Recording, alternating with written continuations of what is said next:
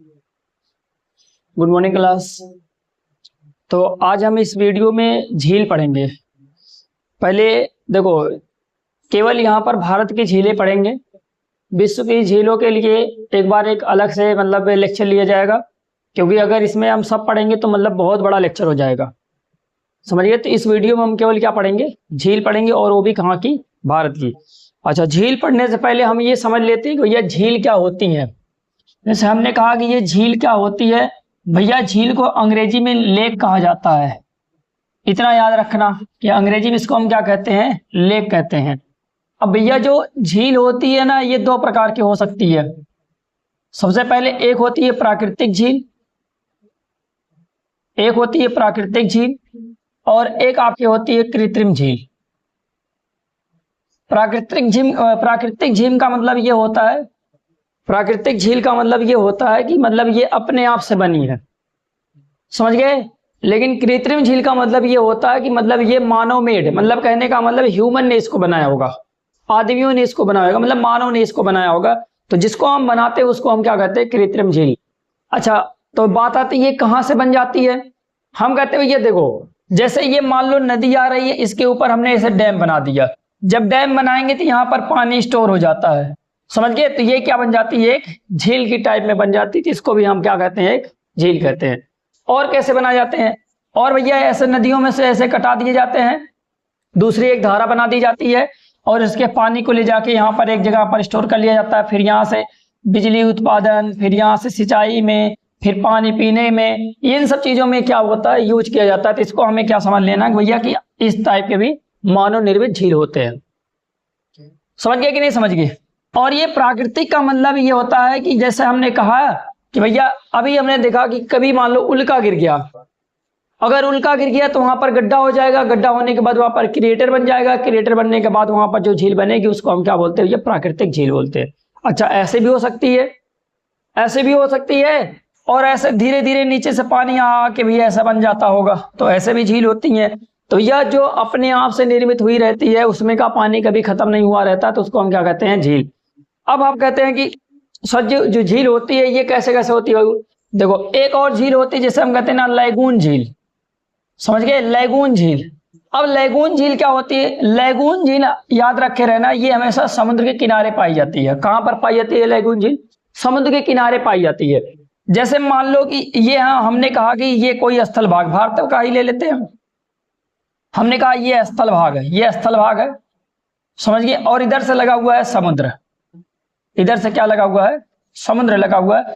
अब बहू यहां से जब ये पानी ऐसे, उसमें आपने देखा होगा कि कभी ज्वार होते हैं, कभी भाटा होता है, ऐसा होता है। तो यह जब यहाँ पर ज्वार होंगी तो पानी ऐसे खिंचा चला जाता है, स्थल से समुद्र की ओर चला जाता है। और जब भाटा आता है फिर क्या होता है, समुद्र से स्थल की ओर चला जाता है। तो जब यही प्रोसेस ऐसे चलते आते रहते हैं, तो क्या होता है, ये अपने साथ बहुत सारे अवसाद को लेके आते हैं। तो जब अभी अपने साथ ये अवसाद को लेते आते हैं, तो ये क्या करते हैं, धीरे धीरे यहाँ पर ऐसे किनारों पर क्या कर देते हैं, ये जमा कर देते हैं, समझ गए, जमा कर देते हैं। अब यहाँ से मान लो थोड़ा बहुत कहीं पर खुला रहता है, उसी से पानी घुस जाता है, फिर धीरे धीरे जमा करते ऐसे ये पूरा का पूरा एक अवसाद जमा लेते हैं, और बीच में ये क्या बन जाता है, एक पानी वाला क्षेत्र बन जाता है। यहाँ पर थोड़ी थोड़ी चीजें ऐसे खुली रहती हैं, समझ गए। तो ऐसे अगर से कोई भी झील बनती है तो इसको हम क्या कहते हैं भैया, लैगून झील कहा जाता है। इसको हम क्या कहते हैं, लैगून झील कहते हैं। समझ गए कि नहीं समझ गए। हमें अभी केवल क्या समझने भैया, तो ये मानव निर्मित नहीं, ये प्राकृतिक है। लैगून झील जो होती है ये प्राकृतिक झील होती है, समझ गए इतनी बात। तो हमें यही सब सारी चीजें आज इस मैप में पूरा फिलअप करेंगे। उसके बाद क्या करेंगे भैया, जितने जैसे राज्य हैं, जिस राज्य में झीलें होंगी, जो बहुत ज्यादा अपने एग्जाम के पॉइंट ऑफ व्यू से बहुत ज्यादा इंपॉर्टेंट होंगे, ऐसे को हम बहुत बढ़िया से कवर करेंगे, ठीक ना। केवल आप बढ़िया से पढ़ो बस। तो ये सारी चीजें हो गई। ज्यादातर झीलें कहां पर मिलती होंगी, हम कहते हैं भैया ये नदियों पर मिलती होंगी। तो भैया हम स्टार्ट करते हैं, समझ गए, इतना आप समझ गए होंगे कि झील क्या होती है, झील। अच्छा, झील कहाँ पाई जाती है भैया, देखो स्थल पे पाई जाती है, समझ गए। झील का मतलब ये हुआ, जैसे ये मान लो कोई कि ये है पूरा पानी है, पानी है, पानी है, किनारे किनारे पर क्या होंगे, स्थल होंगे, यही है झील, समझिए। किनारे किनारे स्थल होते हैं, और बीच में क्या होता है, जैसे मान लो कि तालाब, समझिए, जैसे मान लो तालाब।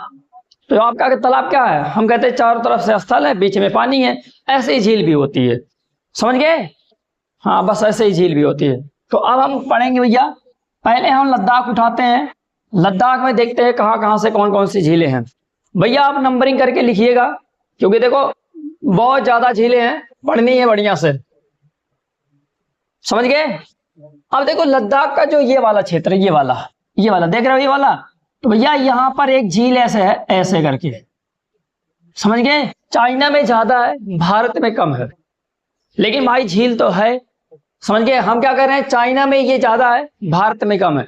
तो सर चाइना में ज्यादा है तो कितना ज्यादा है? हम कहते हैं भैया देखो, ये चाइना में 2/3 भाग है और भारत में 1/3 भाग है, समझ गए? सर ये ऐसी कौन सी झील है जो चाइना और भारत दोनों में है? हम कहते हैं भैया देखो, ऐसी ये झील है, इसका नाम है पोंगोंग। क्या नाम लिखेंगे? पोंगोंग सो। पोंगोंग मतलब कि पोंगोंग सो, ऐसे आप कहीं पर कहीं लिखा रहता, देखो वर्ड पे मत जाया करो, समझिए, केवल सेंस समझ लिया करो। कहीं कहीं लिखा रहता है पेंगोंग सो, समझिए। अब मैं यहाँ पर लिख दूंगा पोंगोंग सो, समझिए। अब कहीं कहीं लिखा रहता है पेंगोंग सो, तो ऐसे हमने लिख दिया कि पोंगोंग सो, समझ गए? ये झील कहाँ पर है भैया? हम कहेंगे लद्दाख में है। और कहाँ पर है? ये चाइना में भी है, समझ गए कि नहीं समझ गए? अच्छा, ये माना जाता है ऊंचाई पर बसी झीलों में से ये सबसे ऊंची झील में आती है, जो 2 देशों के बीच में आती है। अगर एक देश में कहेगा, अभी मैं उसको बताऊंगा, समझ गए कि नहीं समझ गए? तो ये पॉइंट बढ़िया से अपने दिमाग में रख लो। ये जो पोंगोंग सो होता है, देखो टिटिकाका भी होती है, लेकिन अभी उस पर नहीं जाने में, ठीक ना? कहाँ कहाँ कैसे पढ़नी बताऊंगा।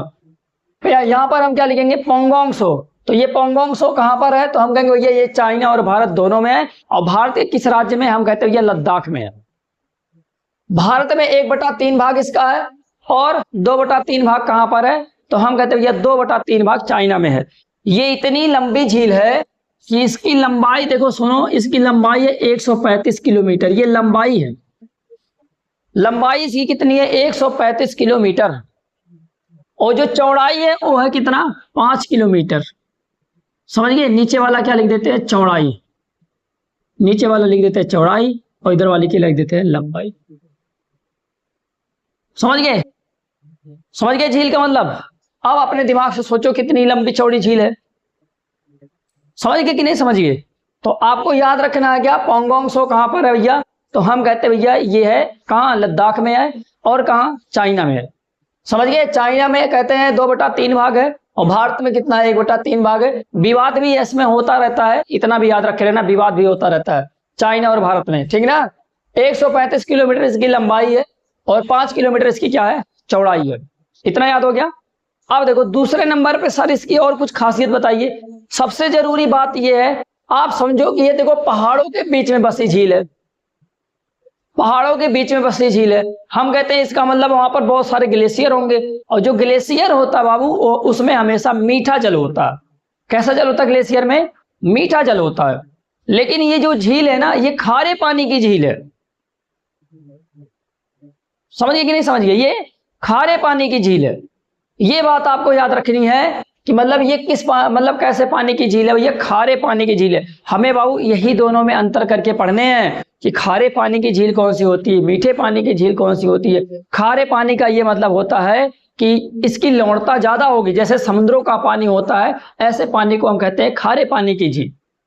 मीठे पानी से मतलब ये होता है जैसे नदियों का जल होता है, उनको हम क्या बोलते हैं? मीठा बोलते हैं, जिनको हम फिल्टर करके पी सकते हैं। लेकिन जो समुद्र का पानी होता है उसे हम नहीं पी सकते हैं, समझिए कि नहीं सकते? तो इसीलिए तो कहा जाता है मिजाज में थोड़ा सख्ती जरूरी होता है। अगर समुद्र का पानी खारा ना होता तो उसे भी लोग पी जाते, समझ? कहा ना एक, मतलब ऐसे कोई शायर ने कहा था, तो मुझे भी थोड़ा थोड़ा याद है। समझ गए कि नहीं समझ गए? तो ये बात अपने दिमाग में रख लो कि ये क्या है? हम कहते हैं 135 किलोमीटर इसकी लंबाई है, 5 किलोमीटर इसकी चौड़ाई है, समझ गए? और कहां पर ये भैया? चाइना और तिब्बत, मतलब चाइना और भारत में है, समझ गए? अब मैंने इसमें एक खासियत और बताया कि ये खारे पानी की झील है। खारे पानी की झील है, कहने का मतलब जैसे पानी किसका होता है, ऐसे लिखते हैं, खारे पानी की झील है ये, खारे पानी की झील है ये, समझ गए इतनी बात? अब हम कहते हैं और कुछ खासियत बताइए सर। भैया इसकी एक खासियत और है। हमने कहा कौन सी खासियत है? हम कहते हैं भैया ये जो झील है ना, जब इसके ऊपर सूर्य की किरणें पड़ती हैं तो इसका कलर ही बदल जाता है। और ये जो होती ना, ये मतलब कलर बदलने वाली, रंग बदलने वाली झील है। समझ आओ, गिरगिट है ये, गिरगिट। अब कैसे कैसे ये रंग बदलती है, तो हमने कहा भैया ये जो झील है, ये जब इसके ऊपर समुद्र की सूरज की किरणें पड़ती हैं तो ये अपने कलर को बदल देती है। इसमें 3 कलर होते हैं, नीला होता है, हरा होता है, बैगनी होता है। समझ गए? ये अपने कलर को रंग बदलती है। तो यहां हम क्या लिखेंगे, ये रंग बदलती है, रंग बदलती है। भैया कौन कौन से रंग, तो हम कहेंगे 3 रंग। एक यहां पर लिखेंगे नीला, दूसरा यहां पर लिखेंगे हरा, और तीसरा यहां पर लिखेंगे बैगनी। ये 3 कलर में ये अपने रंग को बदलती है। समझ गए कि नहीं समझ गए? हाँ, ऐसे आपको याद रखेंगे। देखो इन सब में मतलब ये खारे क्यों होते हैं, थोड़ी सी मैं बता देता हूं। जब कभी आपने पढ़ा होगा टेथिस सागर, तो ये यहाँ पर टेथिस सागर के अवसाद मिले, इसलिए ये खारे होते हैं। समझ गए? अगर मैं आपको पूरा समझाऊंगा तो बहुत लंबा इतिहास जाएगा, इसलिए उसमें नहीं जाऊंगा। ये झील का है। समझ गए कि नहीं समझ गए? तो आपको ये चीजें समझनी है कि ये रंग बदलने वाली झील है। ये 3 कलर का रंग बदलती है, नीला, हरा और बैगनी। ये आपको बढ़िया से बाबू समझ लेने हैं, वरना भैया आप फंसोगे। समझ गए कि नहीं समझ गए? समझ गए? अब देखो, अब इसमें का जो पानी है ना तो बाहर जा रहा है ना तो अंदर आ रहा है। मतलब ना तो इसमें कोई नदी कनेक्टेड है ना कुछ कनेक्टेड है। समझ गए? तो मतलब इसका पानी ना बाहर जा रहा है ना अंदर आ रहा है। तो इसका मतलब ये हुआ, ये कौन सी जो झील हो जाती है, इसको हम बोलते हैं इंडोरिक झील बोलते हैं। समझ गए? हाँ, इसको हम बोलते हैं मतलब कि इसको हम बोलेंगे अंतरस्थलीय झील। समझिए क्या, कौन सी झील बोलेंगे? अंतरस्थलीय झील बोलेंगे। अंतरस्थलीय झील का मतलब ये होता है कि ऐसी झील जिसका पानी ना तो नदियों के द्वारा बाहर जा रहा है और ना ही किसी नदी के द्वारा लाके इसमें भरा जा रहा है। इसको हम क्या बोलते हैं? अंतरस्थलीय झील के नाम से भी जानते हैं। समझ गए कि नहीं समझ गए? और कुछ खास नहीं है, और इसमें कुछ खास नहीं है, इतनी 3 बातें याद रखनी है। खास में यही है कि भैया अच्छा, कुछ लोग 3 इडियट्स मूवी देखे होंगे। 3 इडियट्स मूवी यहीं पर बनी थी। समझ गए? हाँ, जब तक है जान भी मूवी यहीं पर बनी थी। तो ऐसे तो 1-2 मूवियां हैं जो यहाँ पर बनी थी, जैसे 3 इडियट्स हुआ, फिर या मतलब ये इसको हम कौन सी मूवी कहते हैं, जब तक है जान, ये भी यहीं पर बना था। अब हम चलते दूसरी झील पर, समय ज्यादा ले लिया है झील में। समझिए, अब हम आते हैं दूसरी झील पे। दूसरी झील यहां पर है। समझिए, दूसरी झील यहां पर है। अब जो दूसरी झील यहां पर भैया, इसका क्या नाम है? तो हम कहेंगे इसका नाम है सोमोरारी झील। इसका नाम क्या लिखोगे? सोमोरारी झील। इसका नाम लिखेंगे हम सोमोरारी, सोमोरारी झील, सोमोरारी झील। सोमोरारी झील कहाँ? लद्दाख में है। पूर्ण तरीके से ये लद्दाख में है। सर ये कैसी झील है? हम कहेंगे ये भी खारी झील है। खारी झील है ये, मतलब ये कैसी है? खारे पानी की झील है। पहली बात ये याद रखेंगे। कहाँ है भैया इसकी स्थिति? कहाँ है? हम कहेंगे भैया ये लद्दाख में है। समझिए कहाँ है? ये लद्दाख में है। समझिए, कुछ इसकी खासियत बताए। ये रामसर स्थल में है। रामसर स्थल में इसको शामिल किया गया। रामसर स्थल का मतलब ये होता है जो आर्द्र भूमि होते हैं उनके कंजर्वेशन, मतलब उनके संरक्षण के लिए ऐसी भूमि को अलॉट कर दिया जाता है, ताकि अब यहाँ पर क्या हो सके? ऐसी भूमियों का संरक्षण हो सके। अपने यहाँ आर्द्र भूमियों के संरक्षण के लिए क्या बनाए जाते हैं? रामसर स्थल। पूरे विश्व में बनाया जाता है ये। समझिए कि नहीं समझिए? तो ये रामसर स्थल में भी शामिल है। इतना याद रखें बस, केवल आप अभी याद रखो कि रामसर स्थल में ये शामिल है। समझ गए कि नहीं समझ गए? तो ये भी याद रखना कि ये जो लद्दाख मतलब सोमोरारी झील कहाँ पर है? खारी झील है, लद्दाख में है। और ये रामसर कहते हैं, राम स्थल लिख दिए केवल, रामसर लिखेंगे, रामसर, सॉरी, रामसर स्थल। रामसर स्थल में ये क्या है? शामिल है। भैया एक एक पॉइंट बढ़िया से लिख लेना, वरना फिर दिक्कत आपके लिए आने वाली है, ठीक ना? अब इसकी एक खासियत और क्या पढ़ेंगे हम कहेंगे भैया इसकी एक खासियत ये है कि ये भारत की सबसे ऊंची झील है। भारत की समझ गए, मतलब ऊंचाई पर बसी हुई, मतलब कहते हैं ना भारत की सबसे ऊंचाई पर बसने वाली ये झील है। तो हम कहेंगे ये कहाँ रखेंगे, ये भारत की सबसे ऊंची झील है। भारत की, ये भारत की सबसे ऊंची झील है जो कहां पर बसी है। आपने देखा लद्दाख में बहुत सारे ऊंचे हैं। उमलिंग दर्रा आपने देखा होगा, उमलिंग दर्रा भी भारत में है, सब विश्व का सबसे ऊंचा दर्रा है। ऐसे ये भी याद कर लेना कि भारत की सबसे ऊंची झील कहां पर है, लद्दाख में है। नाम क्या है, सोमरारी झील है। समझ गए, अच्छा इतना समझ गए। अब हम आते हैं जम्मू एंड कश्मीर में। समझ गए कि नहीं, जम्मू एंड कश्मीर में आते हैं। जम्मू एंड कश्मीर में आते हैं भैया, एक झेलम नदी होती है। झेलम नदी यहाँ पर एक झील बनाती है, यहाँ पर एक झील बनाती है, और इस झील का नाम रखा जाता है बुलर झील। बुलर झील बहुत ही फेमस रहेगी अपने सबके लिए, बुलर झील। जो ये बुलर झील कहाँ है, तो हम कहेंगे जम्मू एंड कश्मीर में है। बुलर झील कहाँ है, तो हम कहेंगे ये जम्मू एंड कश्मीर में है। स्थिति अगर पूछे भैया तुरंत बताना है, जम्मू एंड कश्मीर, जम्मू एंड कश्मीर। दूसरे नंबर पे आपसे क्या पूछेगा, ये पूछेगा ये जो बुलर झील है इसकी खासियत बताओ, कौन सी नदी पर है ये, तो यह बताना झेलम नदी पर है, झेलम नदी पर है। समझ गए, कहां पर भैया, तो तुरंत बताना है कि हाँ झेलम नदी पर है। कहां पर है, झेलम नदी पर है। और कुछ खास बताइए। अच्छा इसका नाम, एक और नाम है इसका, उत्सर झील के नाम से जानी जाती है। ये उत्सर झील के नाम से जानी जाती है। ये कहाँ है, जम्मू एंड कश्मीर में है। ये जम्मू एंड कश्मीर वाला ही पोर्शन तो है। फिर ये है भैया झेलम, झेलम नदी के, झेलम नदी पर ये बना है। फिर हम कहेंगे इसको और किसी नाम से जाना जाता है, हाँ उसका नाम है उत्सर झील के नाम से जाना जाता है। और कुछ खास इसके बाद बताइए। यहाँ पर छोटे छोटे द्वीप बने हुए हैं, तो यहाँ पर जो छोटे छोटे द्वीप पाए जाते हैं, तो आपको याद रख लेना है, एक यहाँ पर द्वीप पाया जाता है उसका नाम है जैना लंका द्वीप। तो ये लिख लेना कि इस झील में और क्या पाया जाता है, जैना लंका द्वीप, जैना लंका द्वीप पाया जाता है, जैना लंका द्वीप पाया जाता है। और कुछ खासियत बताइए, अभी मजा नहीं आ रहा। खासियत में देखो ये है, ये भारत की सबसे बड़ी मीठे पानी की झील है। ये पॉइंट पहले लिखो, ये है भारत की सबसे बड़ी, भारत की सबसे बड़ी मीठे पानी की झील है। ये मीठे पानी की झील है, ये समझ गए, ये भारत की सबसे बड़ी मीठे पानी की झील है। ये पॉइंट एकदम अपने दिमाग में भर लेना कि ये कहां पर है, जम्मू कश्मीर में है, झेलम नदी पे है, उत्सर झील के नाम से जानी जाती है। जैना लंका द्वीप भी इसी नदी, इसी झील में। अच्छा हम कहते हैं जैसे ये नदी जा रही है, ऐसे ये नदी जा रही है, कभी कभी ये अपने इधर उधर कटाव उटाव के कारण यहाँ पर क्या कर लेती है, ये ऐसे बना लेती है, ऐसे। तो बीच में क्या बन जाता है, एक द्वीप टाइप में बन जाता है। पानी इधर से जा रहा है, इधर से जा रहा है, चैनल अपने जा रहे हैं, बीच में क्या होता है, लाला के अवसाद जमा कर देती है, तो एक द्वीप सा बन जाता है। इसको हम क्या बोलते हैं, नदी द्वीप के नाम से जानते हैं। तो ऐसे इस झील में भी बन चुका है, जिसको हम क्या बोलते हैं भैया, जैना लंका बोलते हैं। समझ गए, तो जैना लंका एक नदी द्वीप है। ये अपने दिमाग में भैया बढ़िया से रखे रहना, नहीं तो आप फंसोगे, तो मैं उसमें कुछ नहीं कर सकता। समझ गए कि नहीं समझ गए, ये थी बुलर झील की कहानी। अच्छा अगर कभी बुलर झील पूछ ले कहाँ है, तो जम्मू एंड कश्मीर में। समझ गए, फिर और अगर कुछ पूछ ले तो बताना यहाँ पर भैया झेलम है। समझ गए। अच्छा कभी कभी आकार भी पूछ लेता है, आकार भी पूछ लेता है।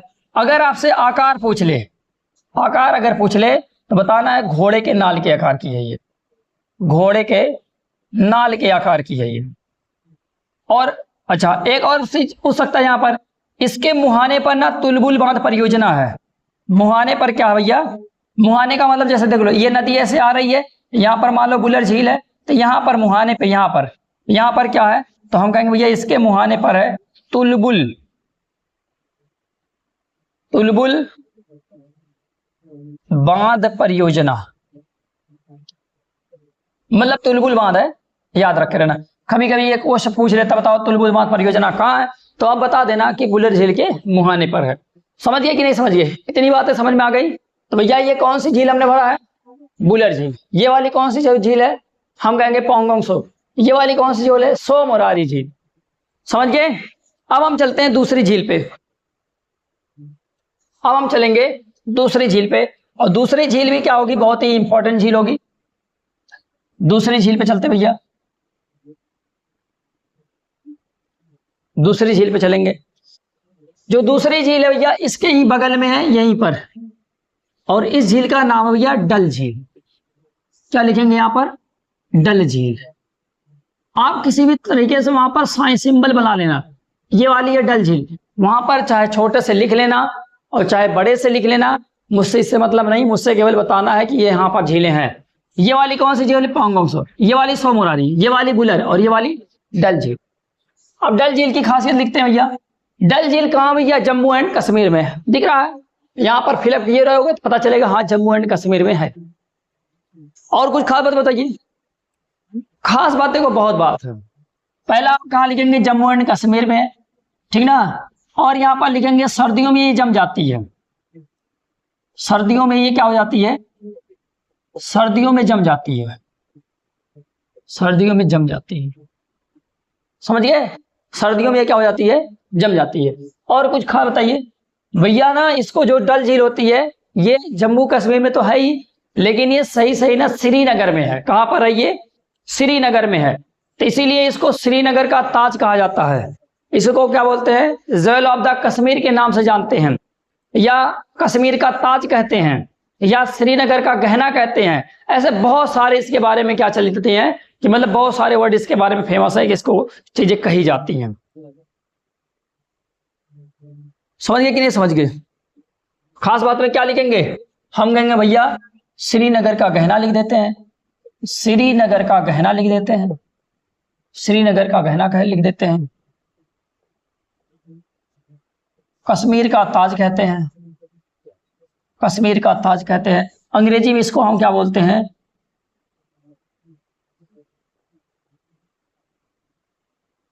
Jewel of the Kashmir.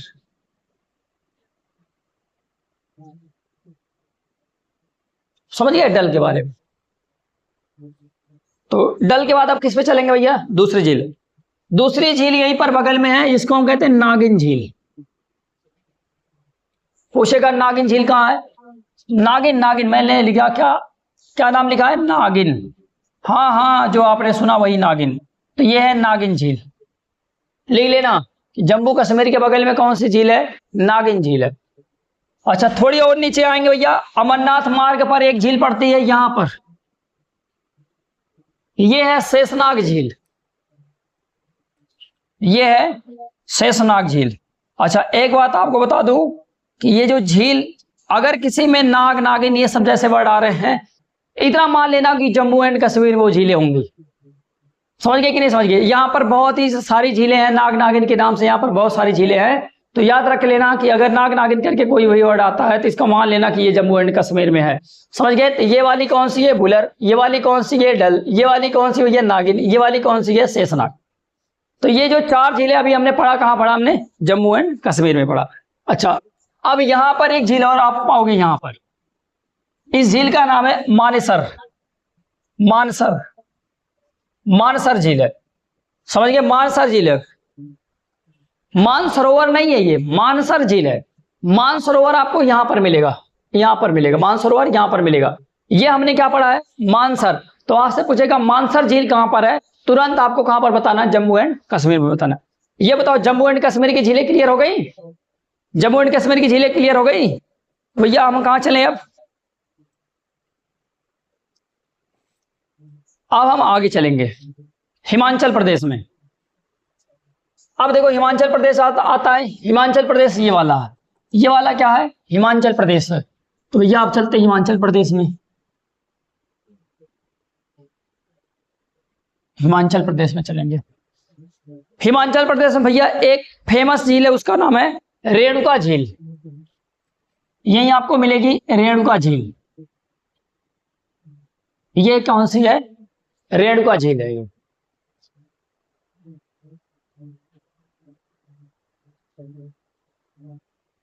ठीक ना? तुरंत यहां पर आपको समझ जाना है कि यहां पर एक क्या है, कौन सी झील है? रेणुका झील है। तो जो ये रेणुका झील है भैया कहां पर है? लिख देता हूं, यहां नीचे लिखता हूं, ऊपर लिखने बड़ी दिक्कत हो रही है। तो ये इसके बारे में लिख रहा हूं, इसका नाम नंबरिंग कर लिया करो आप। रेणुका झील, रेणुका झील। जैसे हमने नंबर डाल देंगे ना, जैसे चलो मान लो हमने इसको 1 बोला, इसको 2 बोला, इसको 3 बोला, इसको 4 बोला, इसको 5, इसको 6, इसको 7, लो इसको 8। तो ये 8 नंबर पे कौन सी है? रेणुका झील है।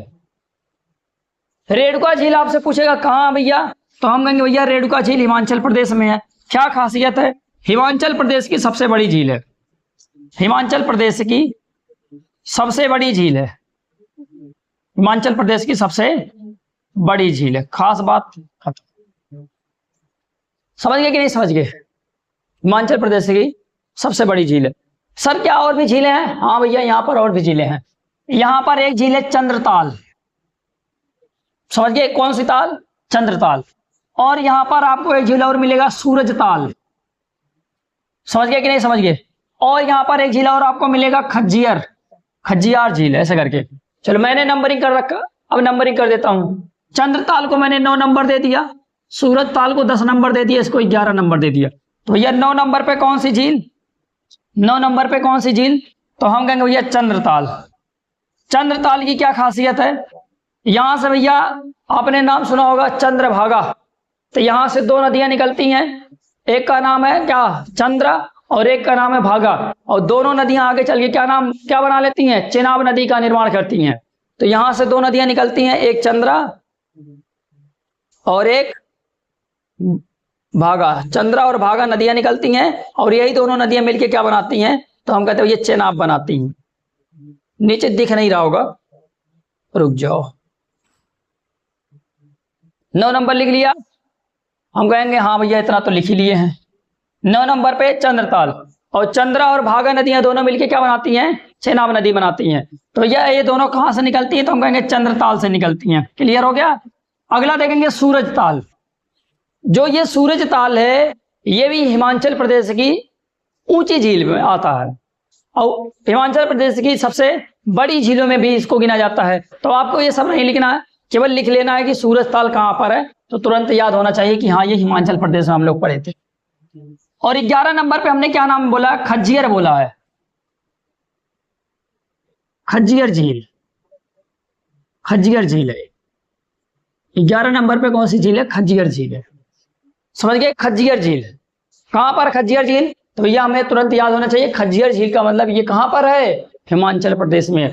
तो ये भैया हिमाचल प्रदेश की भी झीलें खत्म हो गई। अब हम चलते हैं उत्तराखंड में। उत्तराखंड में,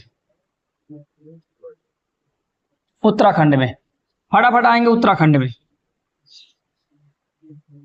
उत्तराखंड में देखो ये है उत्तराखंड। ये वाला कौन सा है? उत्तराखंड। अब उत्तराखंड में देखो यहां पर एक जिला जिसको हम बोलते हैं नैनीताल जिला, और इधर में है पिथौरागढ़ जिला, बीच में है चमोली, और मतलब बीच का मतलब यहाँ चमोली है, और इधर है उत्तरकाशी। समझ गए? तो हमें यहां पर भी क्या पढ़नी है? झीलों को पढ़ना है। सबसे पहले ये जो उत्तराखंड होता है ना, उत्तराखंड, उत्तराखंड को क्या बोला जाता है पहले मैं आपको बता दूं। उत्तराखंड को झीलों की भूमि बोला जाता है। उत्तराखंड को हम क्या बोलते हैं? झीलों की भूमि बोलते हैं। झीलों की भूमि के नाम से प्रख्यात है उत्तराखंड। मतलब उत्तराखंड में बहुत सारी झीलें हैं, इसीलिए हम उत्तराखंड को क्या कहते हैं? झीलों की भूमि के नाम से जानते हैं। अब भैया नाम आता है क्या इसमें? और खासियत बताओ, जल्दी जल्दी बताओ, खासियत बताओ, खासियत। देखो यहां पर पहले हम लिखेंगे भैया एक जगह है नैनीताल, और नैनीताल में मैं आपको बता दूं झील ही झील है। समझ गए कि नहीं समझ गए? और यहां पर भैया उत्तरकाशी, उत्तरकाशी में भी झील ही झील है। चमोली में भी एक झील है, चमोली में भी बताऊंगा एक झील। तो पहले हम क्या लिखेंगे? नैनीताल की झीलें लिखेंगे, या उत्तरकाशी लिख लेते हैं, कुछ भी लिख लो। नैनीताल की झीलें लिखेंगे। नैनीताल में भैया बहुत सारे ताल हैं। समझ गए?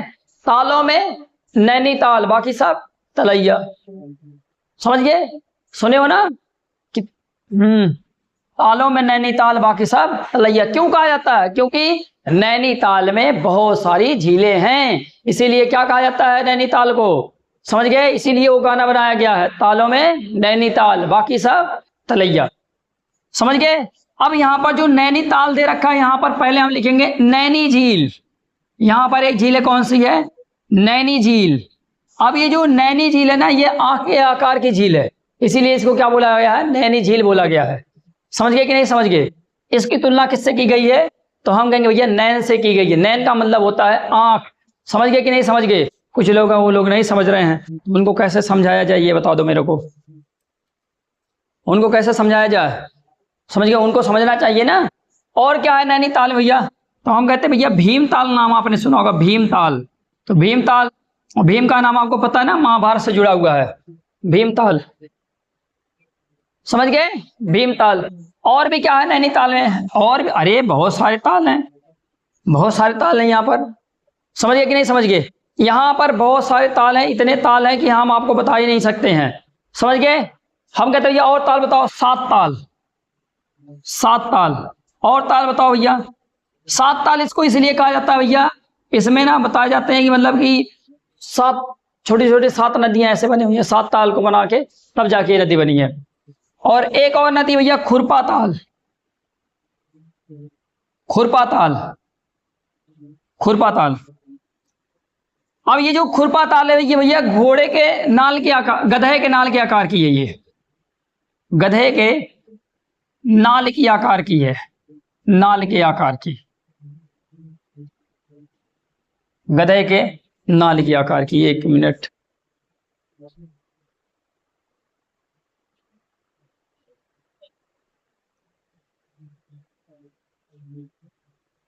समझ गए? अब इससे ज्यादा नीचे शायद दिखेगा नहीं, वही मैं देखने गया था। खुरपा ताल मतलब गधे के नाल के आकार की झील है। सब कहाँ है? देखो जितने ताल आ रहे हैं ना, ताल नैनीताल में जाएंगे और कहाँ जाएंगे। अच्छा एक झील और लिखेंगे भैया, उसका नाम लिखेंगे, क्या बोलते हैं उसको, कुचिया ताल। समझ गए? तो लिख, कहाँ लिखूं, कहाँ लिखूं, जगह ही नहीं। एक यहां पर छोटा सा लिख देता हूं, नौकुचिया ताल, नौकुचिया ताल। समझ गए? तो यहां पर भैया एक नैनी झील है, दूसरे नंबर पे हमने कहा भीम ताल है, तीसरे नंबर पे 7 ताल है भैया, और यहां पर देखो चौथे नंबर पे खुरपा ताल है, और ये 5वें नंबर पर हमने लिख दिया नौकुचिया ताल। नौकुचिया ताल इसलिए कहा जाता है, इसमें भैया 9 कोने बने हैं। इस झील में कितने कोने बने हैं? 9 कोने बने हैं, इसीलिए इसको क्या कहा जाता है? नौकुचिया बोला जाता है। जैसे ये झील है, एक कोना, फिर ऐसे झील है, फिर एक कोना, फिर ऐसे झील है, फिर एक कोना, ऐसे ऐसे ये इसमें कितने कोने बने हैं? तो हम कहते हैं इसमें 9 कोने बने, इसलिए इसको हम क्या बोलते हैं? नौकुचिया ताल के नाम से जानते हैं। समझ गए कि नहीं समझ गए? अब आगे जल्दी से पढ़ो। समझ गए? अब आगे भैया पढ़ते हैं। नैनीताल की झीलें खत्म हो गई, अब हम पढ़ेंगे उत्तरकाशी में। ये था नैनीताल। यहां पर कितनी झीलें हमने पढ़ा? जो भाई पढ़े 3-4 पढ़े होंगे। फिर भैया यहां पर पढ़ेंगे भैया उत्तरकाशी। उत्तरकाशी ऊपर वाला, उत्तरकाशी ऊपर वाला, उत्तरकाशी ये वाला है उत्तरकाशी, ये वाला। इस जगह को हम क्या बोल रहे हैं? उत्तरकाशी, उत्तरकाशी। समझ गए? और ये वाला क्या है? चमोली। और ये वाला क्या था? हमने कहा नैनी। लिख देता हूं नहीं तो आप भूल जाएंगे, तब क्या करूंगा मैं। उत्तरकाशी में भैया एक झील है जिसका नाम है दयारा, दयारा बुग्याल। दयारा बुग्याल झील कहां पर पूछेगा तो उत्तरकाशी बताना है, उत्तराखंड बताना है। और दूसरे नंबर पे एक और नाम है दोदी ताल, दोदी ताल। समझ गए? इससे अच्छा दीदी ताल दे दिया होता, लेकिन दे दिया है दोदी ताल। अच्छा ये जो दोदी ताल है ना, ये भैया पुराने ग्रंथों में भी बहुत प्रसिद्ध है, ये झील है। समझ गए? ये बताया जाता है इसको गणेश की झील कहा जाता है, गणेश झील के नाम से जानी जाती है ये। क्यों भैया?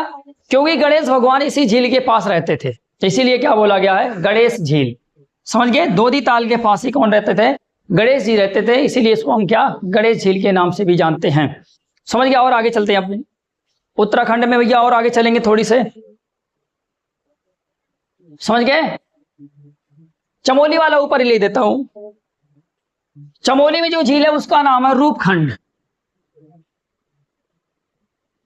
रूपखंड झील, रूपखंड झील, रूपखंड झील। वहां आपसे राज जी पूछेगा ये बताओ रूपखंड झील कहां है, तो बताना उत्तराखंड है। समझ गए? नैनी झील कहां है तो आपको बताना नैनीताल, मतलब उत्तराखंड में है। समझ गए। खज्जियार झील कहाँ, तो आपको बताना हिमाचल प्रदेश में है।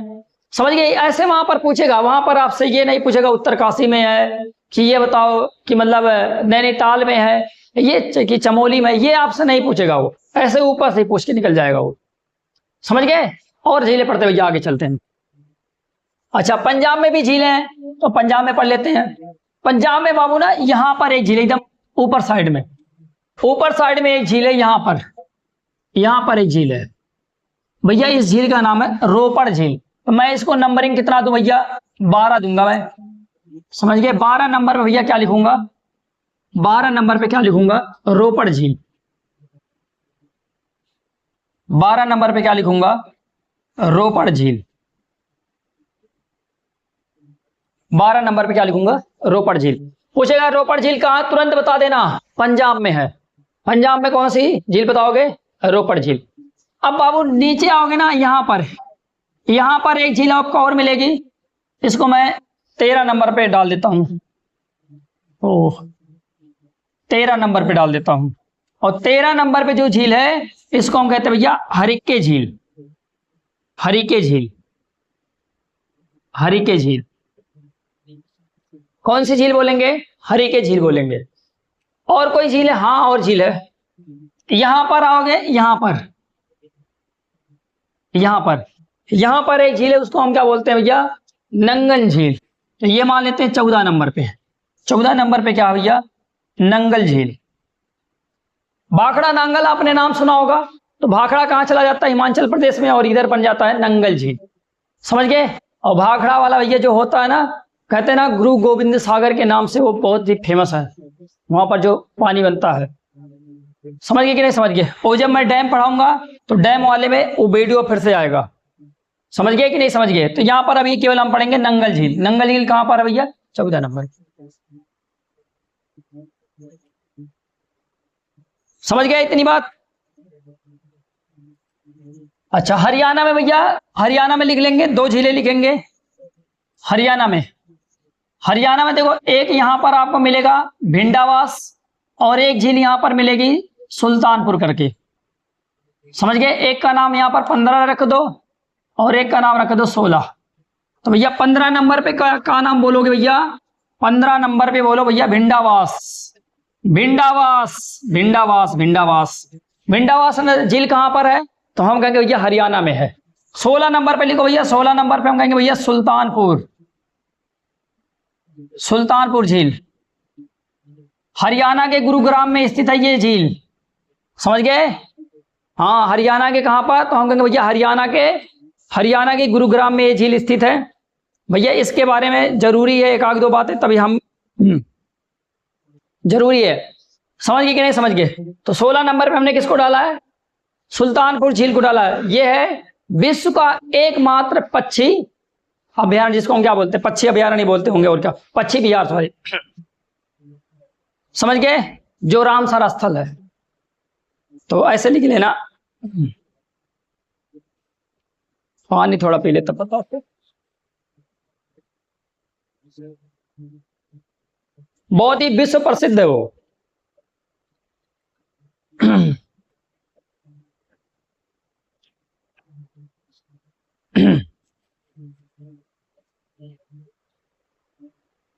समझ गए। तो हमने देखा भिंडावास, देखा सुल्तानपुर, देखा सुल्तानपुर भैया जो झील है ना, विश्व प्रसिद्ध पक्षी विहार है ये।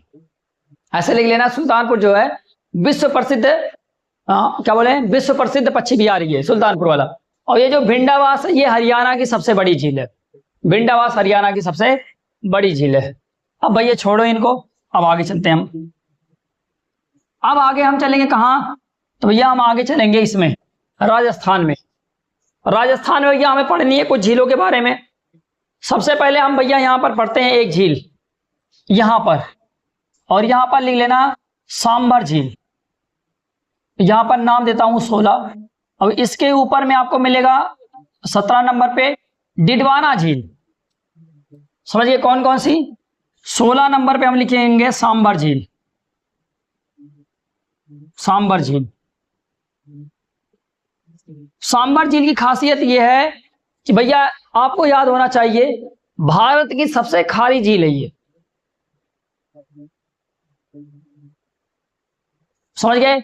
लेकिन कहाँ, समुद्रों के किनारों भी तो हैं, तो हम कहेंगे भैया ये है भारत की सबसे खारी झील तो है, लेकिन कहाँ पर, अंतरस्थली। तो यहां पर लिख लेंगे अंतरस्थली, लिखेंगे पहले। पहले क्या लिखेंगे, अंतरस्थलीय। अंतरस्थलीय भारत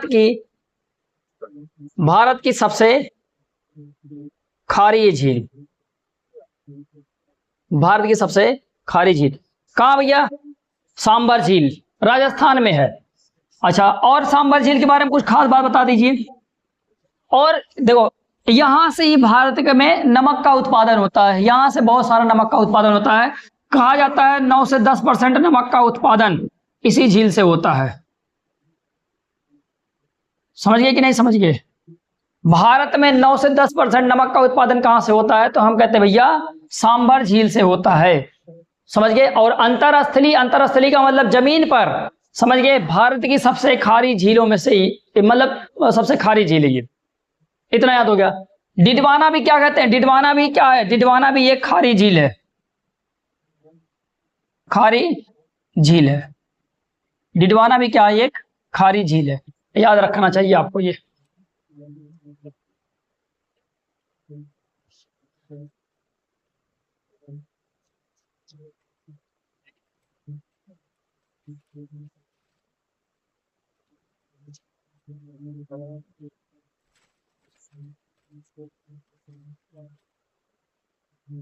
फटाफट आगे पढ़ते रहेंगे, ठीक ना।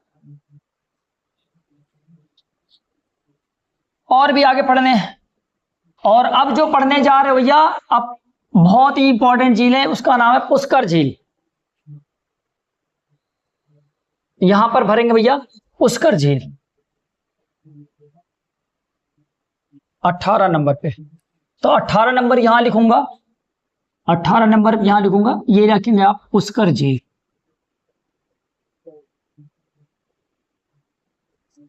थोड़ा जल्दी जल्दी करेंगे। अब पुष्कर झील की क्या खासियत है, पुष्कर झील की, तो हम कहेंगे भैया इसको हम क्या कहते हैं भैया, भैया बहुत ही फेमस है ये झील, जो है ना बहुत ही फेमस है। हम कहते हैं भैया राजस्थान में इसके ना तीर्थराज के नाम से प्रसिद्ध है।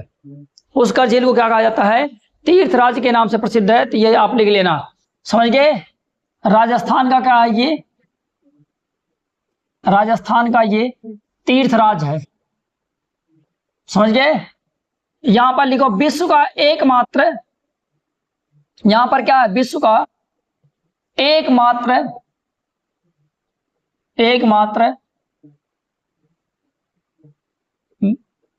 ब्रह्मा जी की मंदिर। समझिए कि नहीं, मंदिर यदि लिखिएगा, और बहुत ही प्राचीन है, समझ गए, बहुत ही प्राचीन है। ये बातें आपके दिमाग में अगर से एक बार घुस गई तो ये समझ जाओ कि बहुत ही फेमस चीजें हैं। समझ गए कि नहीं समझ गए। बाबू यहां पर 52 घाट बनाए गए हैं, 52 घाट। जैसे हम कहते हैं ना कि बनारस में 80 घाट है, तो ऐसे यहां पर 52 घाट बनाए गए हैं। विश्व का एकमात्र ब्रह्मा जी का मंदिर यहीं पर है, समझ गए। इसको हम क्या कहते हैं भैया, तीर्थराज के नाम से जानते हैं। यहाँ पर क्या बनाए गए हैं, 52 घाट बनाए गए हैं भैया, और हर घाट का ना अलग अलग सिग्निफिकेंस है। आप जितनी जगहों पर नहाएंगे ऐसे ऐसे आपको क्या हो जाएगा, आप पवित्र होते चले जाएंगे। समझिए कि नहीं समझ गए।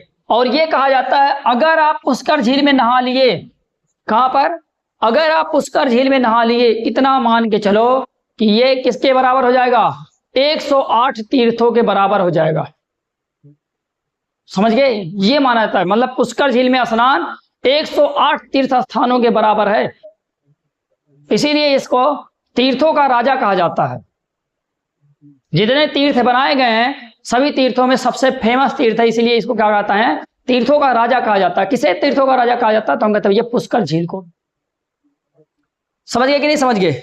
ये यहां पर लिखना चाहते हो तो लिख लो भैया, तीर्थों का राजा ये, तीर्थों का राजा है ये, समझ गए। एक बार नहा लिए भैया, यहां नहाने से चर्म रोग से निदान होता है, चर्म रोग से निदान होता है भैया, चर्म रोग से, पाप से मुक्ति मिलती है भैया, पाप से मुक्ति मिलती है। समझ गए, ये सब होते हैं भैया। यहाँ पर मजाक थोड़ी है, हल्के में थोड़ी लिए। यहाँ पर बाबू पशु मेला लगता है, यहाँ पर क्या लगता है, पशु मेला लगता है। कब लगता है ये मेला भैया, तो हम कहेंगे भैया ये लगता है कार्तिक पूर्णिमा के दिन लगता है, कार्तिक पूर्णिमा के दिन लगते हैं, समझ गए। और यहां पर एक बात और लिख लेनी है कि ये यहां पर विश्व का सबसे बड़ा ऊंट मेला यहीं पर लगता है। विश्व का सबसे बड़ा ऊंट मेला कहां लगता है भैया, तो हम कहेंगे पुष्कर में लगता है। विश्व का सबसे बड़ा ऊंट मेला यहीं पर लगता है भैया। विश्व का सबसे बड़ा यहीं पर लगता है। समझ गए कि नहीं समझ गए। तो हमने देख लिया भैया, यहां पर हमने 16 नंबर पे क्या देखा था, सांबर। 17 पर हमने देखा था डिडवाना। 18 पर हमने क्या देख लिया, पुष्कर देख लिया। अच्छा, यहां पर एक उदयपुर है, राजस्थान में एक उदयपुर है। उदयपुर को झीलों का शहर कहा जाता है, आप लिख लेना कहीं पर, उदयपुर को झीलों का शहर कहा जाता है। समझ गए, उदयपुर को झीलों का शहर कहा जाता है। क्लियर हो गया, हाँ क्लियर हो गया आपका, उदयपुर को झीलों का शहर कहा जाता है। अब मैं आगे चलूंगा क्योंकि समय ज्यादा हो रहा है।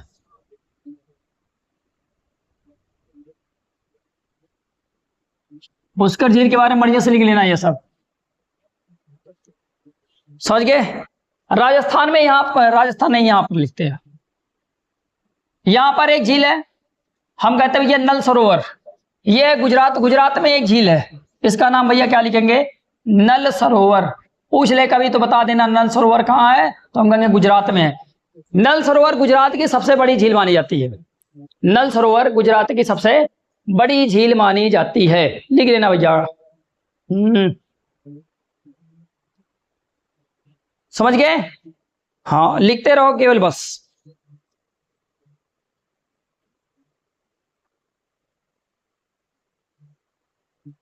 समझ गए, 3 झीलें यहां पर हमने पढ़ाई। एक झील और लिख लेना यहां पर, तो एक झील यहां पर और लिख लो, नक्की झील।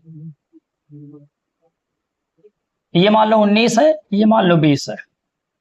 नक्की झील, नक्की झील की एक खास बात थी इसीलिए बताना पड़ा, नहीं बताते नहीं।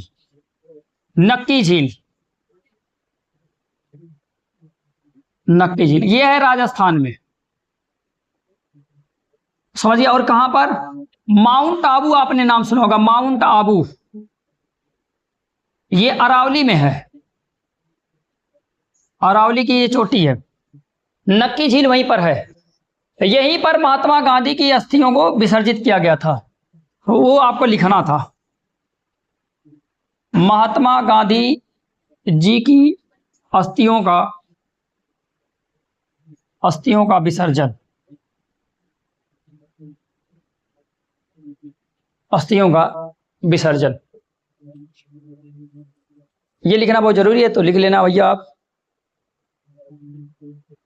समझ गए। और अब हम आएंगे उत्तर प्रदेश में। उत्तर प्रदेश में आएंगे भैया, उत्तर प्रदेश से पहले यहीं पकड़ेंगे भैया, यहां आपको एक झील मिलेगी सोनभद्र में। उत्तर प्रदेश में ये है उत्तर प्रदेश, यही है उत्तर प्रदेश। उत्तर प्रदेश में यहां आएंगे सोनभद्र के पास में, वहां पर आपको एक झील मिलती है, उस झील का नाम है गोविंद बल्लभ पंत सागर। समझ गए, फटाफट लिखेंगे भैया। 21 नंबर लिखता हूं इसको, 21 नंबर देता हूं। 21 नंबर पे क्या लिखेंगे, गोविंद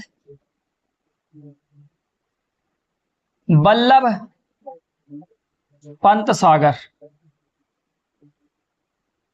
समझ गए, आपने नाम सुना होगा रेणुकूट। समझ गए, ये वहीं पर बनाया गया। एल्युमिनियम की वहां पर एक फैक्ट्री लगी है, तो उसको मतलब बिजली सप्लाई होता है, तो यहाँ पर बांध भी है, तो जो बांध से पानी इकट्ठा हो जाता है तो उसको हम क्या बोलते हैं, गोविंद बल्लभ पंत सागर के नाम से जानते हैं। तो ये लिख लेना, ये कौन सी नदी पे, तो लिख लेना रिहंद नदी पर है। ये रिहंद नदी कभी कभी पूछ लेता है, तो इसीलिए बता दे रहा हूं, रिहंद नदी पर है ये। समझ गए। और एक झील और यहां पर लिख लेना, पार्वती अर्गा करके, न्यूज में था ये। समझ गए।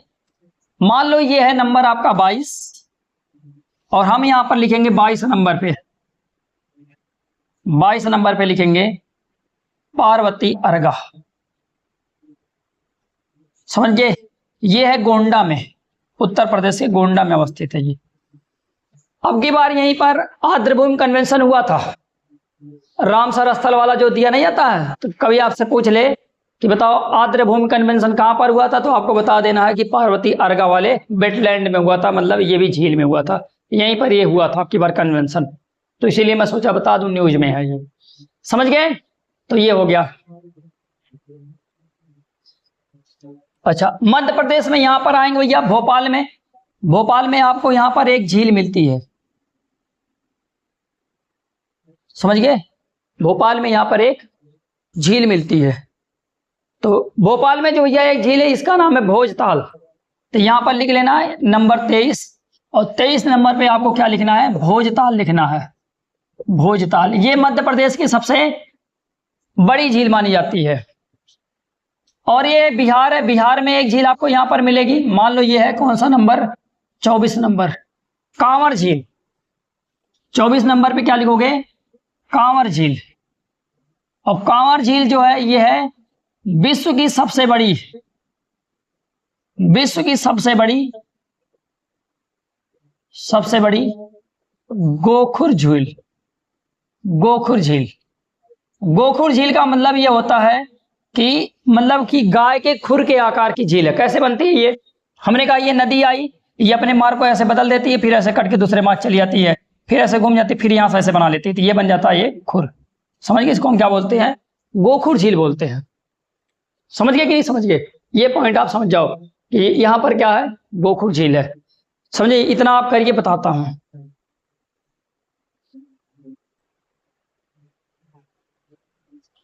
हाँ, तो अब आगे चलेंगे। हमने यहां तक पढ़ लिया था 23 पे, 24 पे पढ़ लिए। 24 पे हमने कहा कांवर झील। समझ गए? जो विश्व की सबसे बड़ी गोखुर झीलों में से गिनी जाती है। समझ गए कि नहीं समझ गए? अब हम आगे पढ़ेंगे भैया, देखो झारखंड में। अब झारखंड में आपको क्या देखने हैं? झीलें ही देखनी है। कौन कौन सी झीलें देखनी है? यहां पर हम 3 झीलें पढ़ेंगे। समझ गए? झारखंड में हम 3 झीलें पढ़ेंगे।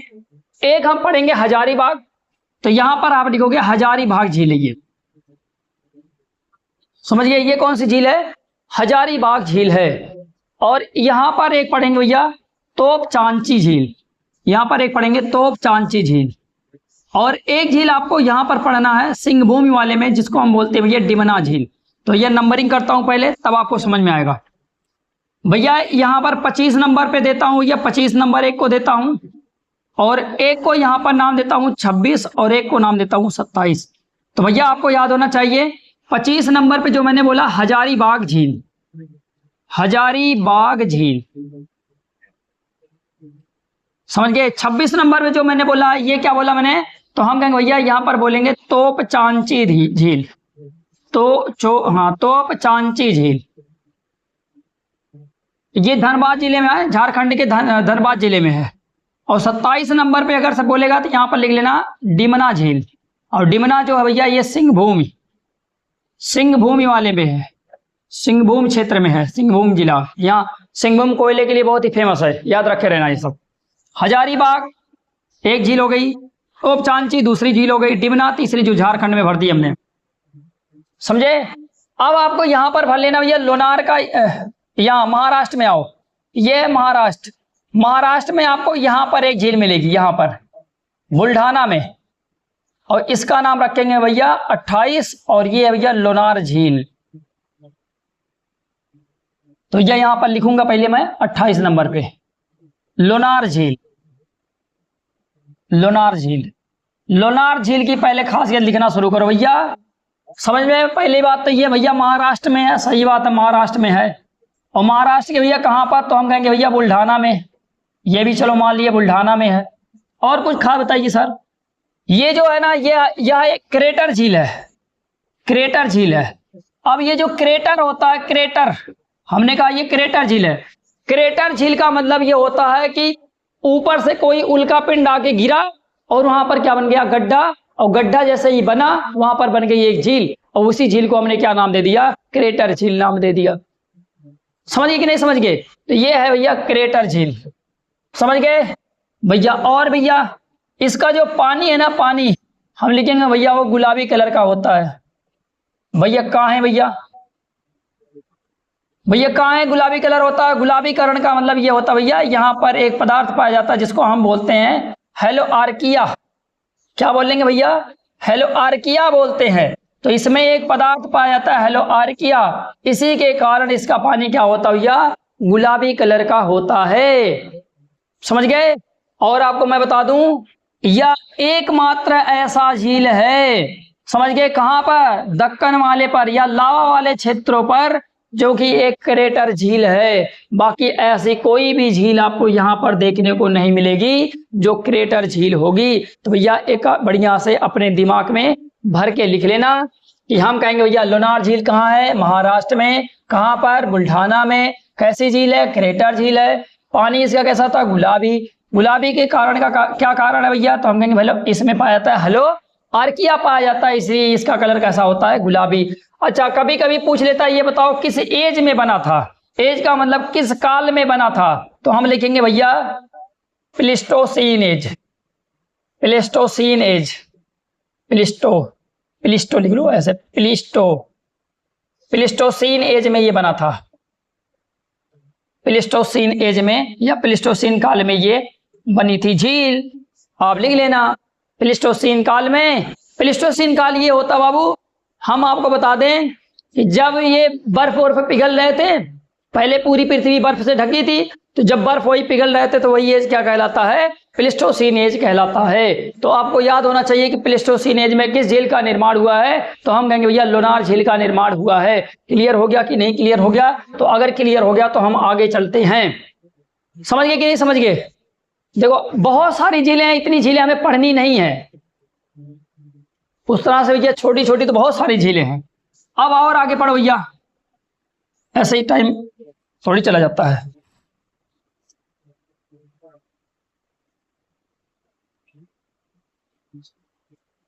और आगे पढ़ेंगे भैया। अब भैया देखो, पश्चिम बंगाल अगर से आएगा तो भैया पश्चिम बंगाल में यहाँ पर एक रीजन है जिसको हम कहते हैं भैया कोलकाता। और कोलकाता में भैया वहां पर पाया जाता है साल्ट लेक या लेक साल्ट। कोलकाता में भैया यहाँ पर आप लिख सकते हो लेक साल्ट, झील का नाम है भैया ये लेक साल्ट, समझ गए? लेक साल्ट कहाँ है ये लेक साल्ट? तो हम कहेंगे भैया ये कोलकाता में है, मतलब पश्चिम बंगाल, ये पश्चिम बंगाल वाला रीजन है, ये पूरा का पूरा क्या है? हम कहेंगे पश्चिम बंगाल है। तो यहाँ पर आपको लिख लेना है लेक साल्ट, समझ गए कि नहीं समझ गए? लिख लो भैया लेक साल्ट। तो आपसे पूछेगा लेक साल्ट कहाँ है, तो यहाँ पर बता देना। अच्छा, नीचे अगर मैं आपको बता दूं तो ये सुंदरबन वाला क्षेत्र है। तो सुंदरबन में एक झील और पाई जाती है, उसका नाम भैया रखा गया है विद्या झील। विद्या झील, विद्या झील, विद्या झील सुंदरबन क्षेत्र में पाया जाता है। नाम अगर से कवर करें तो ये होगा आपका 28, ये मान लो 29 और ये मान लो 30। ये 29 हो गया, ये 30 हो गया। लंका साल्ट, विद्या झील, ये सब आप थोड़ी थोड़ी क्लियर कर लेंगे ना तो मजा आ जाएगा। फिर भैया यहाँ पर ये देखो मेघालय है। मेघालय में एक झील है, इसका नाम है उमियम झील। समझिए, इसको नाम देते हैं 21 और यहाँ पर लिखेंगे क्या नाम? उमियम झील। उमियम झील, समझ गए? उमियम झील। अब देखो ये वाला है असम। ये कौन सा रीजन है? तो हम कहेंगे भैया ये है असम। असम के गुवाहाटी में भैया एक झील पाई जाती है जिस झील का नाम है दीपोर बिल, समझ गए? इसको नाम मैं दूंगा 32। और एक यहाँ पर और झील पाई जाती है जिसको हम बोलते हैं सोनबिल, इसको नाम दूंगा 33। तो भैया यहाँ पर लिखो फटाफट 32 नंबर पे जो झील है, 31 नंबर पे, 31 पे वाला हम लिख ही दिए हैं। 32 नंबर पे जो झील है इसका नाम है दीपोर बिल, समझ गया? और 33 नंबर पे जो झील है उसका नाम क्या है? सोनबिल। और बिल वाले जितने अगर आएंगे सभी को हम कहाँ मारेंगे? असम में मारेंगे, ठीक ना? तो दीपोर बिल कहाँ पर है? असम में, समझ गए? और सोनबिल कहाँ है? असम में। ये दोनों की दोनों झीलें बाबू ब्रह्मपुत्र नदी से बनी है, ब्रह्मपुत्र नदी से बनी है। फटाफट याद लिखेंगे, फटाफट ये सब फटाफट काम करेंगे अब इसमें, समझ गए कि नहीं समझ गए? हाँ फटाफट काम करेंगे बिना देर किए हुए। अब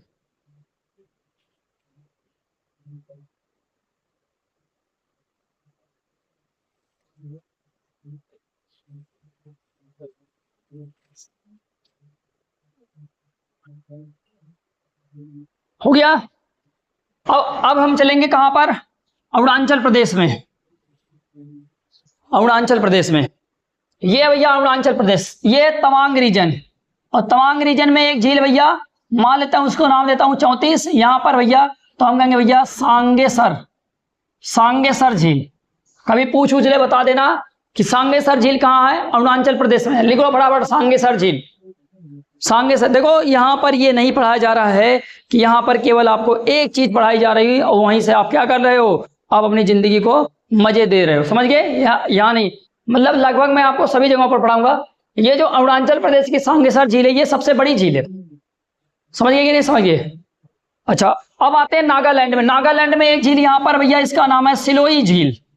सिलोई झील, सिलोई झील, ये भैया नागालैंड की सबसे बड़ी झील है। सिलोई झील नागालैंड की सबसे बड़ी झील है। फटाफट लिखेंगे भैया, ये नागालैंड। अब भैया मणिपुर में एक झील आती है, उसका नाम है भैया, बहुत ही इंपॉर्टेंट नाम यहाँ पर लिखेंगे हम, समझ गए। नाम दे दो भैया, 35 नाम दे दो, और क्या। यहाँ पर भैया ये है आपका 36वां नाम। 36वां नाम में आप क्या लिखेंगे, लोकटक झील। लोकटक झील, लोकटक झील, इसमें खासियत लिखेंगे भैया। सबसे पहली बात तो भैया लोकटक झील के बारे में आपको यह लिखना है कि ये मणिपुर में पाई जाती है।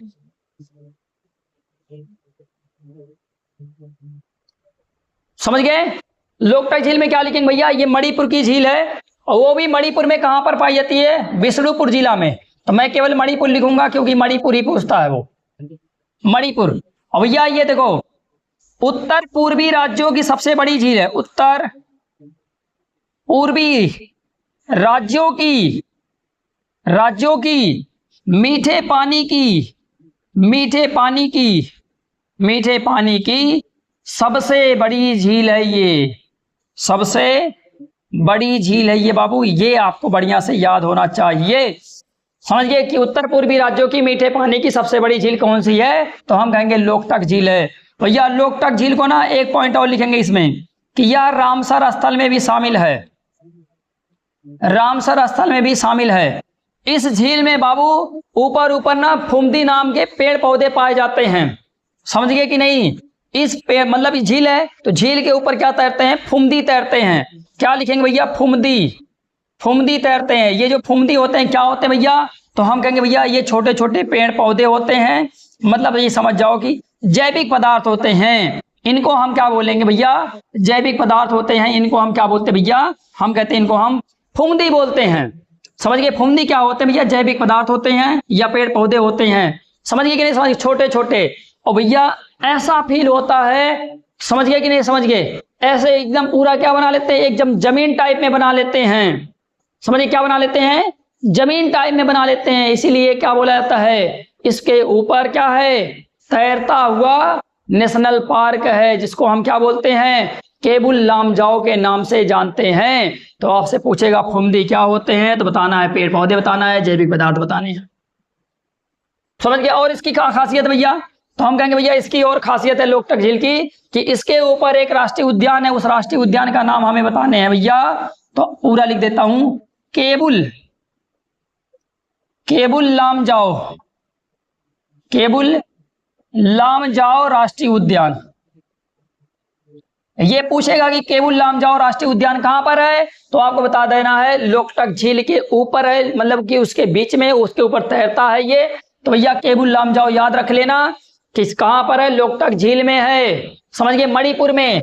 इसको हम क्या बोलते हैं भैया, तैरता हुआ राष्ट्रीय उद्यान बोलते हैं, तैरता हुआ राष्ट्रीय उद्यान बोलते हैं। फटाफट लिखते रहो यार, देर हो रही है। राष्ट्रीय उद्यान, समझ गए कि नहीं समझ गए, तैरता हुआ राष्ट्रीय उद्यान के नाम से प्रख्यात है ये, कौन सा, केबुल लामजाओ।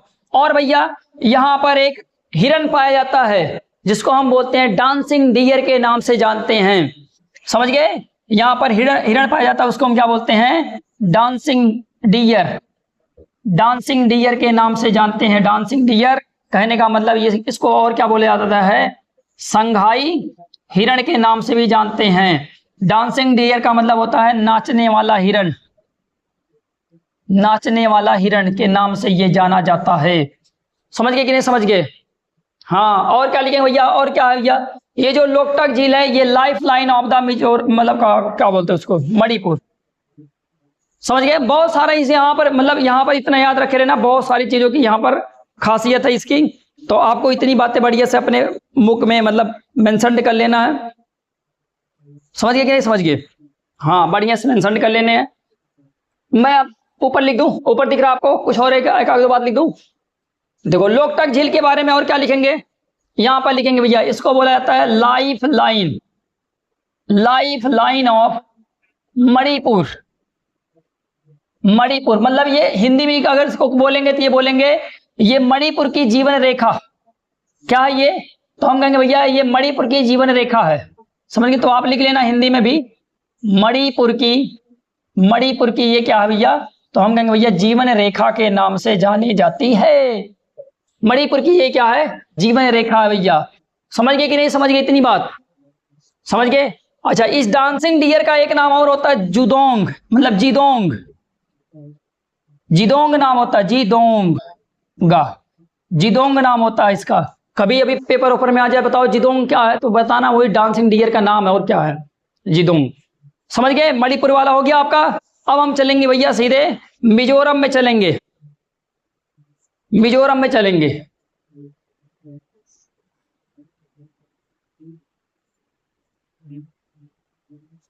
मिजोरम में चलेंगे भैया। मिजोरम में आपको यहां पर एक झील मिलती है, इसका नाम लिखेंगे भैया तमदिल झील। हाँ क्या बोलते हैं, तमदिल। चलो ये मान लेते हैं, ये 37 नंबर पे क्या है आपका, तमदिल है। और एक झील यहां पर और मिलेगी, पालक झील। पालक झील कौनो खासियत वसियत नहीं है, बस ऐसे। तमदिल, पालक झील सभी कहां पर आपको मिलेंगी? हम कहेंगे भैया मिजोरम में मिलेंगी। समझ गए? कहां पर मिलेंगी? मिजोरम में मिलेंगी। समझ गए कि नहीं समझ गए? अब हम पहले इधर वाला निपटा ही लेते हैं। यहां पर आपको एक झील और मिलेगी, ये है भैया त्रिपुरा है ये है मिजोरम, ये है मणिपुर, ये है नागालैंड। ये जो है त्रिपुरा में भैया एक झील है, इसका नाम है उदयपुर झील। और उदयपुर याद रखे रहना है, यहां से कर्क रेखा होकर गुजरती है। समझ गए? तो त्रिपुरा में कौन सी झील है? तो हम कहेंगे भैया उदयपुर। खत्म इधर की कहानी। हाँ भैया, इधर की कहानी खत्म हो चुकी है। समझ गए? अब हम इधर आते भैया, छत्तीसगढ़ में आएंगे। ये देखो, ये छत्तीसगढ़ है। छत्तीसगढ़ को हम बना लेते भैया, यहां पर नंबर देते हैं 40। और यहां पर एक झील है, इसका नाम है बुधपारा झील। और ये जो बुधपारा झील है, ये छत्तीसगढ़ की सबसे बड़ी झील है। हटाओ, अब इसको भी हटाते हैं।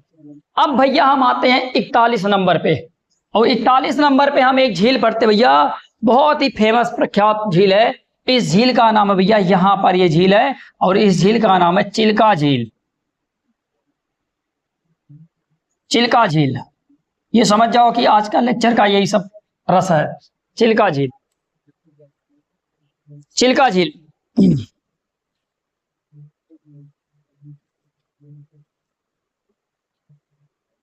चिल्का झील समझ गए कि नहीं समझ गए? चिल्का झील की सारी खासियत लिखना शुरू करेंगे। क्या क्या खासियत भैया? पहला लिखेंगे भैया, ये उड़ीसा में है। कहां पर है ये? उड़ीसा में है। दूसरा कहां लिखेंगे भैया? उड़ीसा का ये 3 जिला, तीनों जिला में ये है। समझ गए? जिले के नाम नहीं लिखने आपको, केवल लिखना उड़ीसा में है। फिर आपको क्या यहां पर बता दूं, ये भैया भारत की सबसे बड़ी खारे पानी की झील है।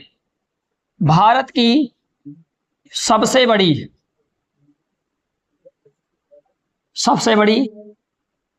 खारे पानी की झील, खारे पानी की झील। और भैया भारत की सबसे बड़ी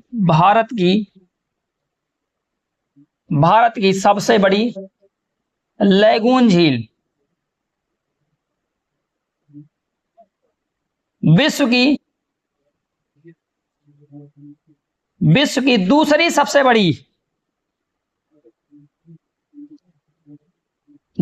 बड़ी लैगून झील। मैं क्या कहना चाहता हूं, ये भारत की सबसे बड़ी खारे पानी की झील है, खारे पानी की झील है। और भारत की सबसे बड़ी लैगून झील भी है, और विश्व की दूसरी सबसे बड़ी लैगून झील के नाम से ये जानी जाती है। पहली जो है वो भैया ब्राजील में है। जब ब्राजील पढ़ेंगे तब पढ़ेंगे। समझ गए। हाँ, पहली जो है वो ब्राजील में है, तो इसलिए जब वहां पर पढ़ेंगे तब पढ़ेंगे, ठीक ना। तो भैया बहुत बहुत सारी चीजें इसमें है, तो हम सारी चीजें यहाँ पर देख लेते हैं एक बार कि भैया क्या क्या इसमें रहेगा, क्या क्या नहीं रहेगा, ठीक ना।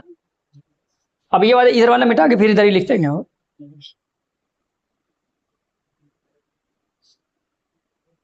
आ चुके हो आप खत्म के कगार पे। समझ गए कि नहीं समझ गए। विश्व की दूसरी सबसे बड़ी लैगून झील। अच्छा, ये एशिया की भी सबसे बड़ी लैगून झील है। ये एशिया की भी सब लिख देता हूं, नहीं तो आप भूल जाएंगे भैया। भारत और एशिया दोनों लिखता हूं, नहीं तो गड़बड़ा जाएगा ये काम।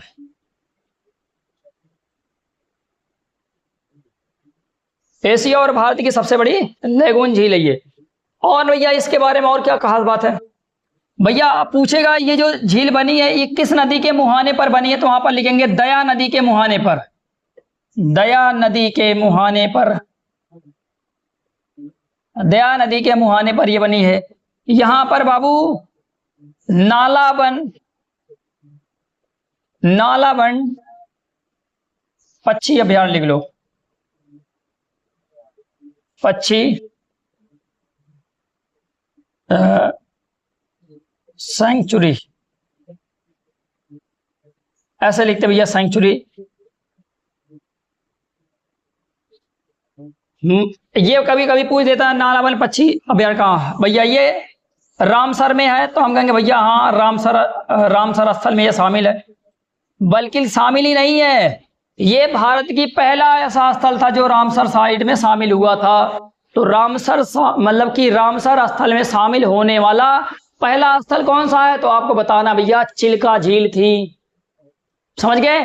भारत का पहला स्थल जो किसमें शामिल हुआ है, रामसर में शामिल हुआ है, तो उसका नाम है भैया हम कहेंगे चिल्का झील है।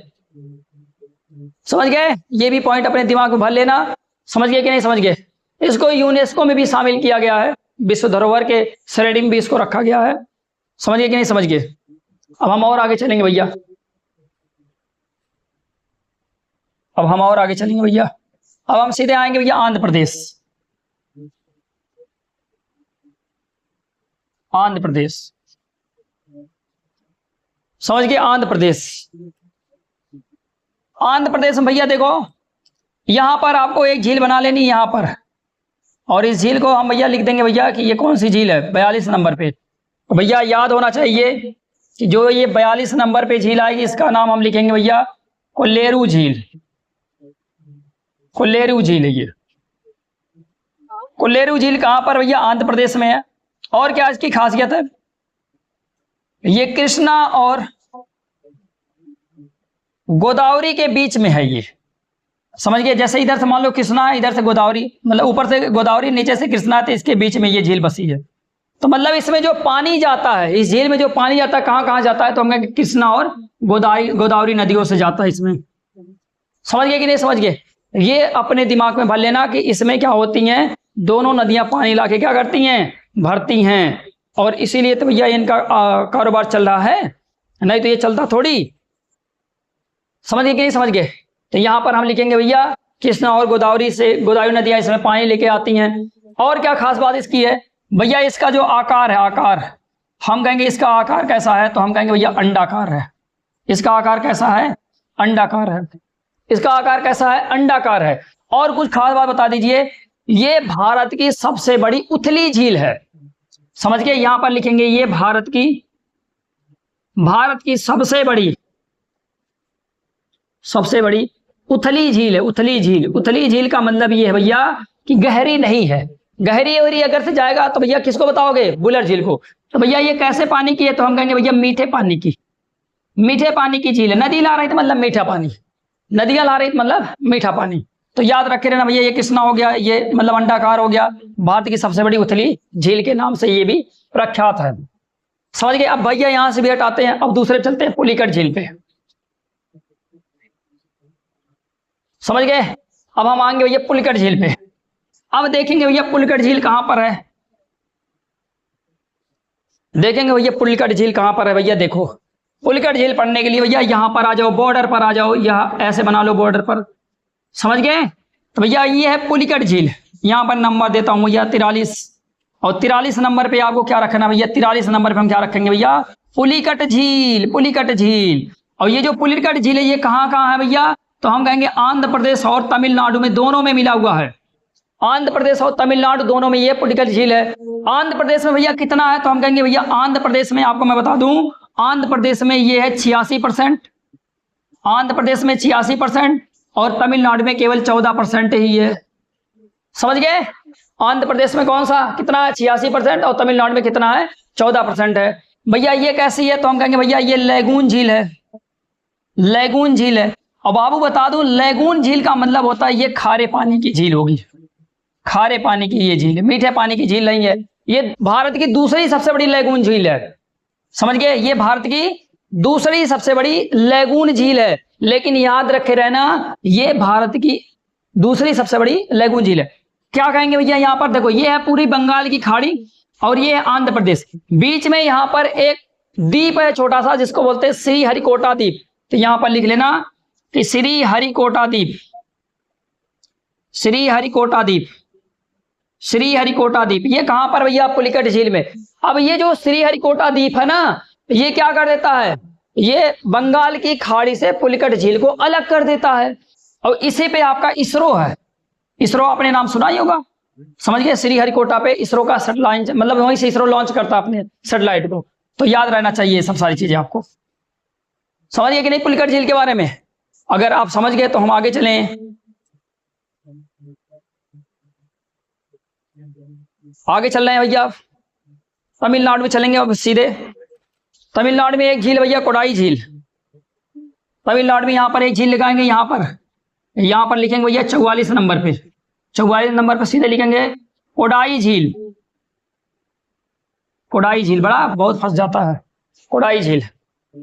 और कोडाई झील के बाद भैया सीधे कहां पर पहुंचेंगे हम, सीधे हम पहुंचेंगे केरल में। केरल में भैया देखो यहाँ पर एक झील है और एक झील यहाँ पर, दो झीलें हमें केरल में पढ़नी है।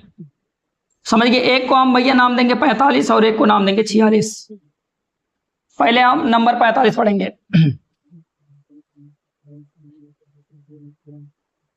समझ गए? चलो ये 45 नंबर पे हमने नाम रखा है, 45 पे वेम्बनाड झील, वेम्बनाड झील।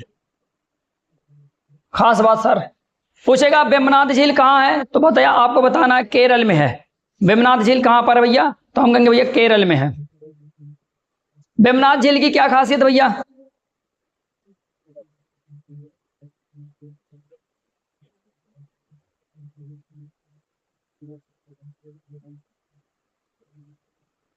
कहां पहुंच गए, वेम्बनाड झील।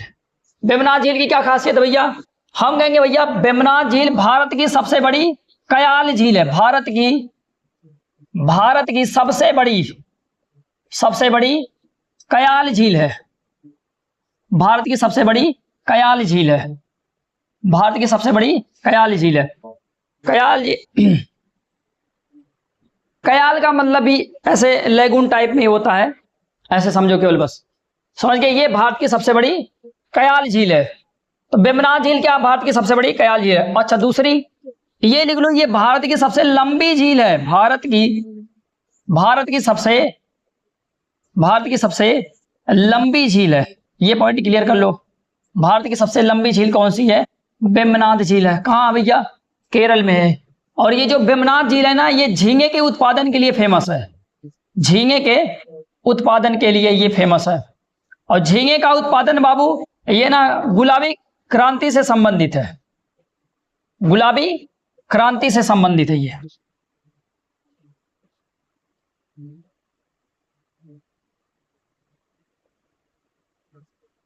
गुलाबी क्रांति से संबंधित है। फटाफट क्लियर करते रहना बस, और कुछ है थोड़ी इसमें सब। समझ गए? और कुछ बता देगा, एक बात और बता देते हैं भैया, जब समझते हो एक यहां पर त्योहार होता है केरल में, ओणम महोत्सव। ओणम महोत्सव जो होता है भैया, ओणम महोत्सव के समय यहां पर ना सांप वाला क्या किया जाता है, सांप का नौकायन किया जाता है। तो यहां पर लिख लेना सांप नौकायन होता है, सांप नौकायन होता है। या ओणम महोत्सव मतलब ओणम महोत्सव में यहाँ पर क्या होता है, इसने इस झील में सांप नौकायन होता है, मतलब ये कंपटीशन है, सांप नौकायन प्रतियोगिता लिख लो, प्रतियोगिता होती है। जे जो दौड़ता होगा बढ़िया जीतता होगा वही। अब भैया देखो 46 नंबर पे लिखो, 46 नंबर पे जो झील है इसका नाम है अष्टमुडी।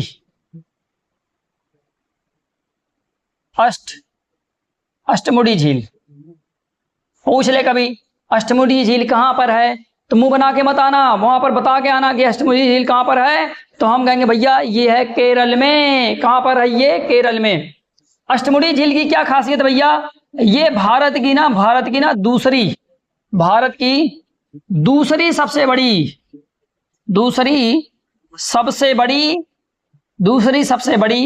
कयाल झील है। कयाल झील है, दूसरी सबसे बड़ी कयाल झील है, दूसरी सबसे बड़ी कयाल झील है। ये हो गया आपका एक पॉइंट, केरल में है भैया। अगर कभी आपसे पूछ ले इसका नाम अष्टमुडी क्यों है, भैया ये जो झील है ना ऐसे 8 टुकड़ों में बटी हुई है, इसलिए इसका नाम रखा गया है। मतलब इसमें 8 मुहाने, इसलिए इसको अष्टमुडी बोला गया, मतलब 8 मुंह वाली बोला गया है। समझ गए कि नहीं समझ गए, इतना अपने दिमाग में रखे रहना। अगर कुछ और भी बात इसमें आती है तो एक बात और आती है जिसको हम कहते हैं भैया ये भारत की सबसे गहरी आर्द्र भूमि मानी जाती है, तो लिख लो भारत की सबसे गहरी आर्द्र भूमि। समझ गए, भारत की सबसे गहरी आर्द्र भूमि। भैया देखो इतनी जितनी झीलें थी एक बार बढ़िया से आप रिवीजन कर लेना। देखो बात ये नहीं है, समझ गए, कि पढ़ाने वाली।